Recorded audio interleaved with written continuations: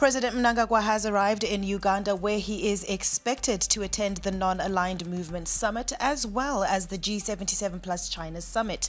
The president, who has been on leave since late December last year, will take the opportunity to realign with all friendly nations while also furthering the country's economic interests. We get more from Kudamugari.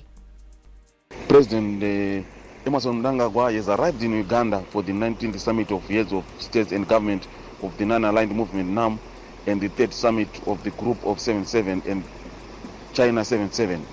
He was welcomed at Entebbe International Airport by the Minister of Foreign Affairs and International Trade, Ambassador Frederick Shava, who was in the advance team and attended several NAM preparatory meetings during the week. The president is among the over 30 heads of state and government who are attending the summits. Or in Uganda is expecting around 1,500 delegates to attend the summit, and the president is also expected to address the summit tomorrow morning. Representatives of organized labor have called for United States dollar-indexed salaries to safeguard workers against inflation. This was discussed at the Tripartite Negotiating Forum Social Dialogue Retreat taking place in Victoria Falls. The strategic planning workshop, happening under the theme Social Dialogue for Nation Building, started on Monday. The Japanese government has poured $1 million United States in a project to train women in Zimbabwe, Zambia and Tanzania to sustain green livelihoods. The 6 months training is beginning to be facilitated by the United Nations Institute for Training and Research. Participants of the project met with their trainers in Harare today. More in the following report. Africa is one of the most hard-hit continents by climate change, although its contribution to the phenomenon is very little.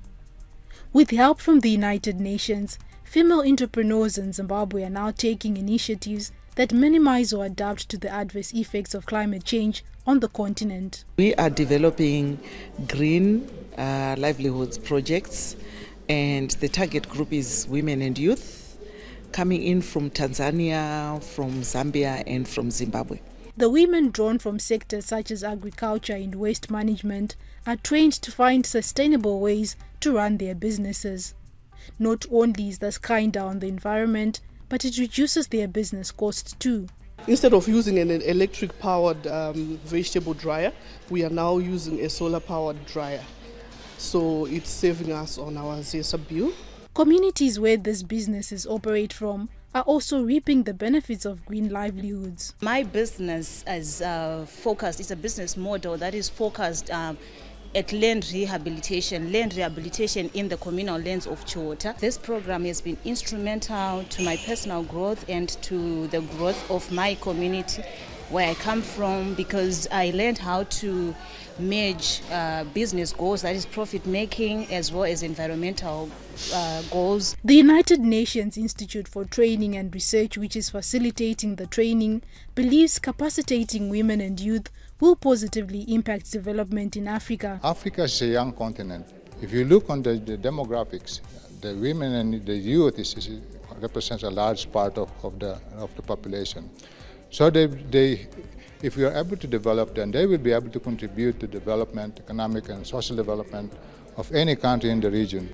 A total of 2.5 million hectares have so far been planted against a target of 3.1 million in the 2023-2024 summer cropping season, official figures show. According to a weekly report released by the Ministry of Agriculture on Wednesday, farmers across the country are continuing with planting following the heavy rains being recorded. Last year, the World Meteorological Organization, WMO, warned of El Niño conditions that could severely impact farming output in Zimbabwe and some regional countries in the 2023-2024 summer farming season. The Zimbabwe senior women's cricket team started their 3-match one-day international series against Ireland on a low note as they lost by 10 wickets in the opening encounter played at Harare Sports Club earlier today.